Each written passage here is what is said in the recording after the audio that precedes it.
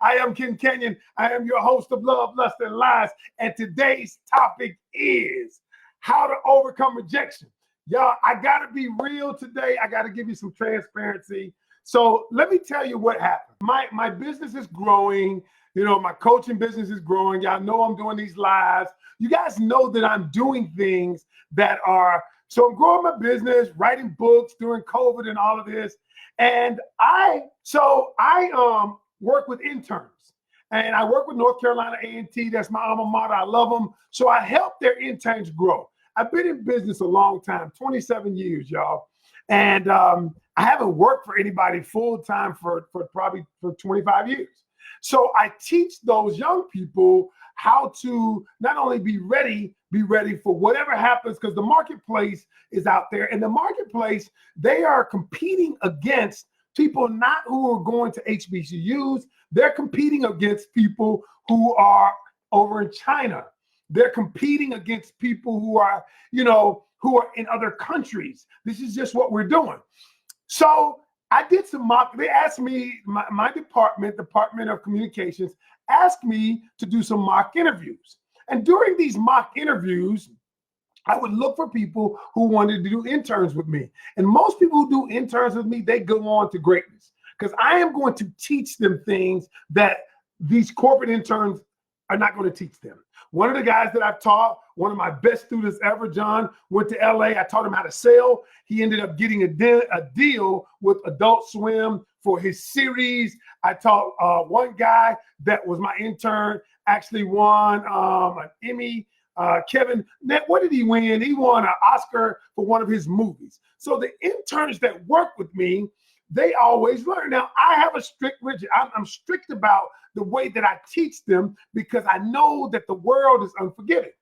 So I did these, I'm setting this up, y'all. I did these mock interviews of this so there was one particular young lady, I'm not going to mention her name.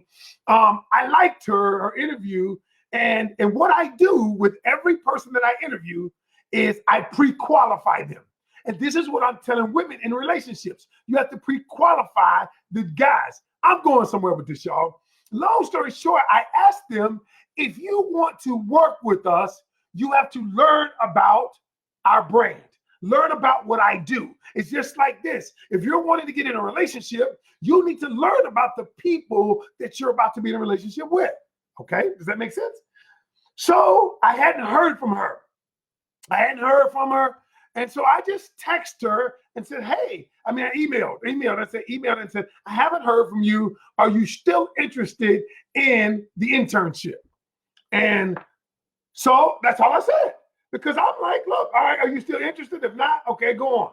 All right. And so here's what, he was nominated for an Oscar. The guy that worked with me was nominated for an Oscar. Thank you, honey. All right. So here's the email I got back. I'm reading this for a reason. It said this. Listen up closely.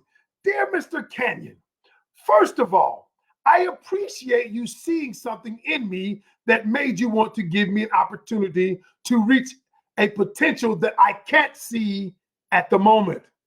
Seeing if I met the test has been both rewarding and stressful. With so much going on currently, my focus is perhaps not where you think it should be. If I want to reach my potential, I am in the midst of final exams, and not being able to reach an expectation of an outsider, I guess I'm the outsider, puts a great deal on my plate. I respect your name and all that you have accomplished and can provide for me. However, for me right now, I don't feel that the season is right. On your website, you express that there must be an emotional connection / appeal. I may be saying no to a once-in-a-lifetime opportunity, but I must be able to feel in my heart and in my soul that this is right for me. Right now, the season is not right for me. Now, she wrote this letter to me, y'all. First off, when I received the letter, I want to say the N word in me wanted to say, who the hell does she think she is? I'm giving you the opportunity, and you're talking about it's not right for me. So, but I realized something. Here's what I realized, y'all. I realized why I got into my feelings at first, and I'm being transparent. Why I got into my feelings is because I'm like, wait a minute, you know, you really are rejecting me, and I'm giving you the opportunity. And I'm saying to myself, wait a minute. First of all, everything that I've done, all of that, have you seen my resume? Have you seen all the stuff I've been on, all the stuff I've done? And I was thinking to myself, let me write her back and let me dig into it. Then I thought about it. Then I said, no, that doesn't make sense, because I had to do what I teach my clients to do. I had to realize what was really going on with me. What was really going on with me, y'all, was somewhere deep inside me, there was an insecurity in me. I'm like, she's rejecting me. I don't want you to respond to it, QL. I took care of it. All right. And I thought about it. How many times do we as people, you've been, because I took it as a personal indictment, but the truth of the matter is, it wasn't a personal indictment on me. It wasn't. It wasn't. It didn't diminish me in one bit. The truth is, I had tons of other students I could have chosen or choose, but what we do is we get caught up in that one person that tells us no, that one person that doesn't accept what we have to offer. And what would happen is, and we linger on it. We linger on the coworker who doesn't invite us to lunch when they invite everybody else. We linger on the boss that works on everybody else, that gives everybody else the promotion but us. We linger on the father or the mother who didn't really, they treated the brothers different than us. And so what happens is this rejection becomes a seed that is rooted in us, that takes hold in us, and it diminishes our value. But the truth of the matter is, it should not. And so today, me and my wife were talking, I wanted to show you how to overcome rejection. And I got over that letter in approximately 11 minutes. 11 minutes after I read it, I put it in what I call putting it in perspective. And then when I got over it 11 minutes, I realized what was going on. I sent her back a nice email saying, thank you. I'm so sorry that this was stressful to you. Forgive me, and I wish you the best in whatever you endeavor to do. Okay? Now, so I'm going to tell you today what I do to overcome rejection. The truth is, y'all, we're all human beings. And the bottom line is, the number one fear of every human being, the number one fear is the fear of rejection. It is the number one fear. That is the reason why we'll pass on our dream job, because our dream job is afraid that we might get rejected. That is the reason why we'll see a spouse going down the street, or you have one opportunity to meet this person and you will pass because you're afraid that the person might reject you. And so what I had to do was understand what I teach people. I have to live it. Y'all, I told my wife this morning, I was telling my wife, one of my mentors, Larry Cummins, who died, he said something to me. He said, listen, Ken, do not teach, because he knew I was in this business. And he said, don't teach, don't study to teach people. He said, study to learn, study to live, and simply teach what you've lived. And so today, I want to teach what I live. We handle rejection in one of four ways, okay? Number one, and y'all know this in relationships. So I'm talking about relationships today. This message is for men and women. Number one of four reasons how humans handle rejection. Number one, they internalize it. And what happens when you internalize the rejection, it's better to say how you feel, but when you internalize the rejection, now the rejection becomes a part of who you are. When you internalize rejection, you allow the rejection to take root in your spirit. And what the rejection does is you allow it to diminish who you are as a person. So when you internalize it, you don't tell anybody how you feel about it. You don't try to process the feeling. You don't analyze it. You don't say what it did to you. So you just harbor it. You keep it in and you think about it and you stew about it. And when you stew about it, it takes root. Every seed that grows into something, every seed planted grows into something. So when you internalize it, when you never tell the person how you felt, when you never tell anybody how you felt about what the person did, now it's taking root. So what I did was I didn't internalize it. So first thing I did was I called my daughter. And I told my daughter's around her age, a little bit older. I said, am I wrong for this? Am I wrong for feeling this way? And my daughter helped me analyze and understand where she was coming from. So I didn't internalize it. That is why when me and Milani, Shani put this coaching program together, you need to be in it so that you don't internalize the things that are happening to you in your dating life, the things that are happening to you with your relationship with your mom, with your father, and everybody else. So we're going to show you how to deal with that. Second way, people dismiss it. They dismiss it. So when they have rejection, they dismiss it. You know how men dismiss it. Here's what they do. They go talk to a girl. And she fine, or they want her, and then she rejects him. The truth is, y'all, that men get as rejected as women. The problem is, and that's why a lot of times you think that men, because they won't come approach a woman, you say that's a man's job. And that is the biggest lie I've ever heard. That is what we call gender roles. And what happens is you get caught up in gender roles and then you stay alone. That's why around in my house, my wife fixes everything when it comes to like screwdrivers. She can fix anything. I don't fix it. We don't get caught up in gender roles. What we get caught up in is what is best for our relationship. So what people do is dismiss it. So a man says something like this. They say, yeah, she wasn't that fine anyway. Or they say, I ain't really want to get with her anyway. And what they're doing is they're dismissing her because they're rejected. Okay? All right, so I'm just telling you how we handle it. Y'all seen it before, or then all of a sudden you say things like, then you say you dismiss it. Then the third way is simply you find fault in the person. Well, he didn't have 3 teeth. You notice he had 3 teeth missing because he didn't want to be with you. You find fault in him. You was like, oh, you're like, I don't like them shoes he got on. And so what you're doing is you're finding fault. So this is how we do it. But the thing I want you to understand is this, is number 4, and what we should do, and my lesson is on that today, is accept rejection as a necessary tool for life. And I need you to take notes, y'all. Accept rejection as a necessary tool for life. And I'm about to get into the reason why rejection is necessary. Okay? Rejection is necessary. All right. Why is it necessary? Number 1, rejection is necessary so that the individual would never become entitled. Now, think about it. Have you ever seen children who parents get them everything? I tell my grandkids right now, you got to work for everything you want. Because what happens is if they're never rejected, if they're never told no, if they're never said no, what happens is a sense of entitlement comes into them. And then they become crippled. So they don't know how to handle it when things don't go exactly the way they want them to go in life. So rejection in that sense is necessary.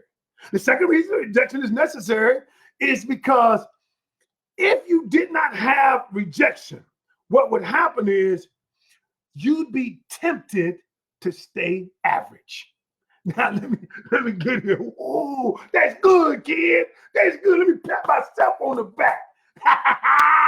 You'd be tempted to stay average because if everybody accepted what you did as good, if everybody accepted what you did as great, what would happen is then you would accept average as great or good, and it's not. Average is insidious. Average is not good. Average is not great. What we've done to our children, what we've done to ourselves, we have accepted it in life because what we do is, here's why we accept it, because we're unwilling to do the work that it takes to become above average. It's easy to be average. And so rejection simply magnifies that and shows us that average ain't enough. It's not enough. If you want to be great at a relationship, it's not enough to have an average relationship. Me and my wife don't have an average relationship. We have a great relationship. Average relationship, it's just not enough. And so what I'm saying is you grow so that you can have a great relationship. So let me give you the 4 ways, four ways to overcome rejection. Number 1, I already said it. Realize rejection is necessary. I'd already got into my message, didn't even realize it. It's necessary. That's number 1. Because if you don't realize it's necessary, is you won't be able to grow. It's just the reality of it is. Just reality of it is. And so what happens to people is is they think that rejection is negative. The truth of the matter is rejection isn't negative.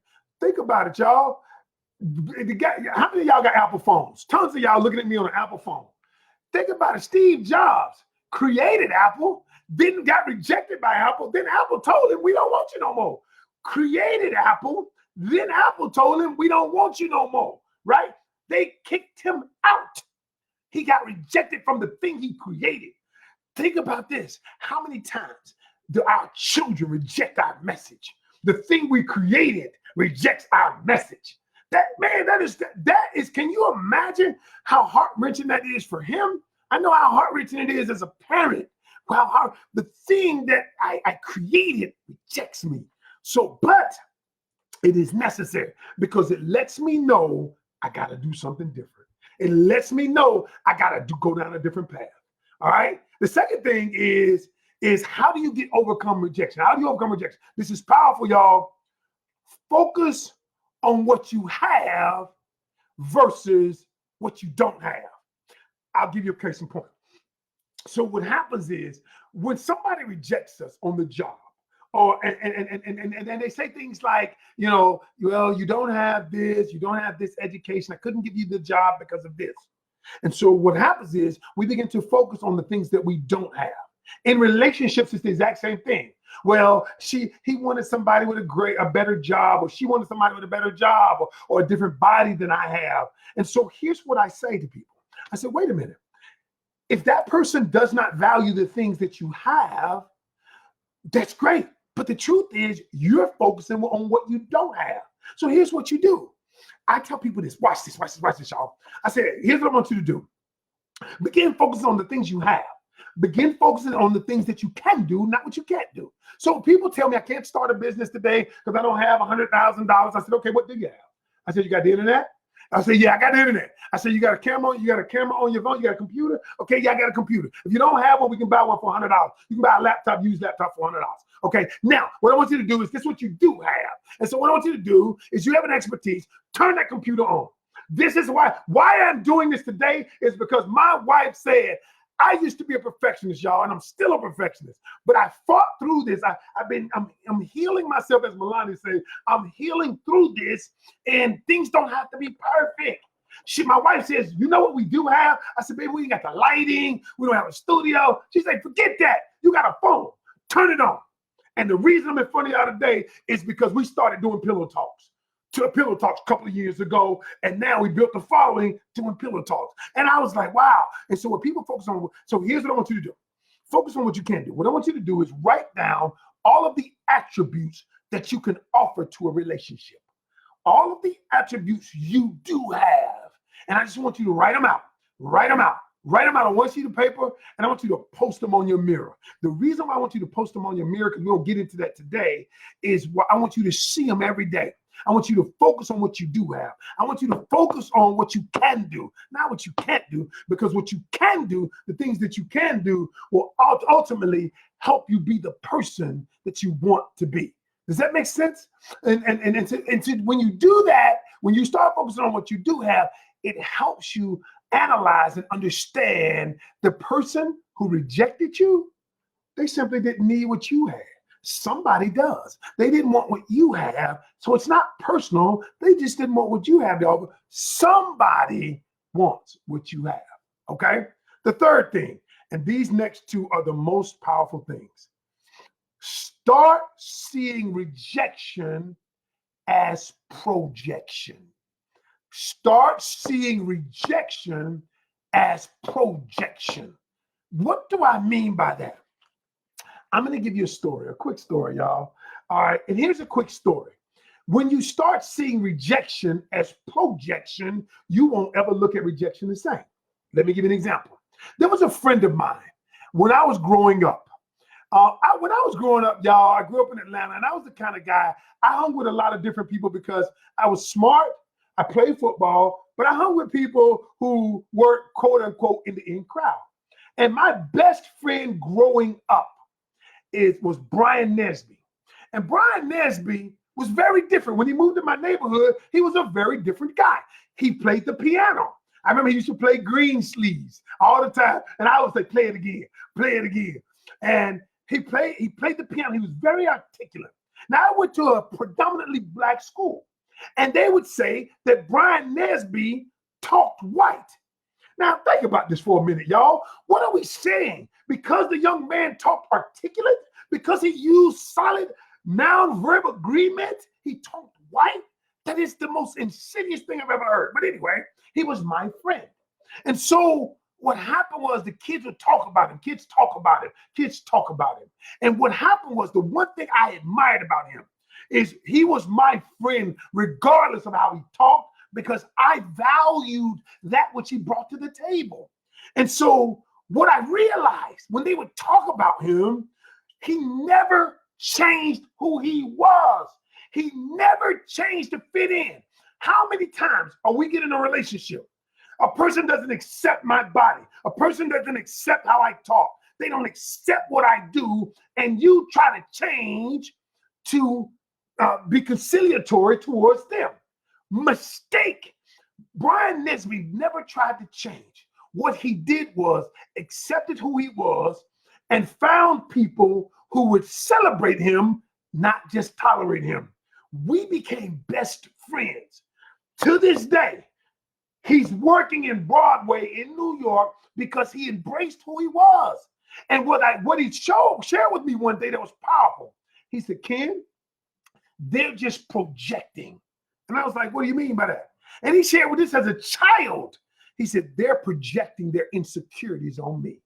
And I said, wow. And what people do is when they reject you, they're projecting their insecurities on you. So what they do is they'll talk about you, try to push you down to elevate themselves. And so what they did was they said he talked white because they weren't good in school. He talked white because he's a nerd because they were failing class. Their insecurity, they projected it on them. How many people are projecting their insecurities on you and you are allowing it? How many people are projecting on you and you're accepting it? And I'm telling you, this is necessary. Do not accept that. You don't have to accept it. And when you decide that, you know what, I'm not going to accept what you're projecting on me. I'm not. You know what? What I'm going to do is say, you're simply projecting, and that's an insecurity inside of you. No matter what you say about me, I accept me. Wow. That's powerful, y'all. And the last thing, start seeing, number 4, start seeing rejection as protection. Oh, I done got crunk now. I got crunk now. Start seeing rejection as protection. Y'all, there are many times that you've been in situations, that what somebody rejected you. Somebody said, and that was a friend of mine. I got to give you an example, real example, y'all. There's a young lady that I was coaching. And the guy rejected her. She'd already had sex with him. And then I told her there's something not right about this. And she didn't want to listen to me, even though we were friends, even though she's coming to me for advice. And then won't take my advice when I give it to her. I don't know how many of y'all out there like that. But then I said, there's something not right. I said, I call it incongruent. Something is incongruent about his behavior. And then when I spotted it, I got it. And then I told her. And then I said, there's something about this. The rejection is protection for you. Come to find out, y'all, the fool had been locked up, driving around with a gun, got caught up on a domestic charge, caught up on a domestic charge against a female. Then I told her, I said, remember what I told you. Rejection sometimes is protecting you from something.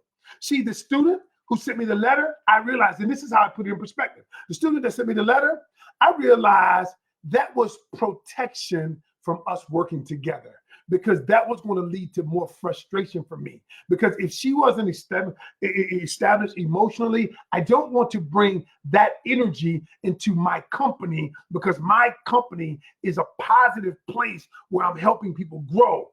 If that energy comes in, there's something, it'll catch root. It'll catch root. So I looked at it as, this is protecting me. And guess what I did, y'all? I texted another student. I emailed another student that I liked. That student said, I'll do anything. I want to work for you. I want to learn from you. I'll do anything. Can we start Monday? And I said to myself, every door that closes, God's going to open another door for you. Stop worrying about that fool. So what? He didn't value what you had. So what? She didn't value what you had. But the truth of the matter is, somebody will. And everybody I coach they get caught up in this. All these men. I said, you don't need but one. Stop talking about it. Stop talking about all these men. What we're doing is crystallizing. We're clarifying. We get you right for the one. You don't need but one. One man that's going to love you for you. One man that's going to accept you for you. One man that will give you the world. You don't need but one. Stop out here talking about you need all this and all that and all this and all that. No, you don't. So look, that's it for today. That's how I overcame the rejection of the young student. Y'all, I appreciate you. Thank you so much. I'm Ken Canion. This is Love, Lust, and Lies. Have a great weekend, and I'm out.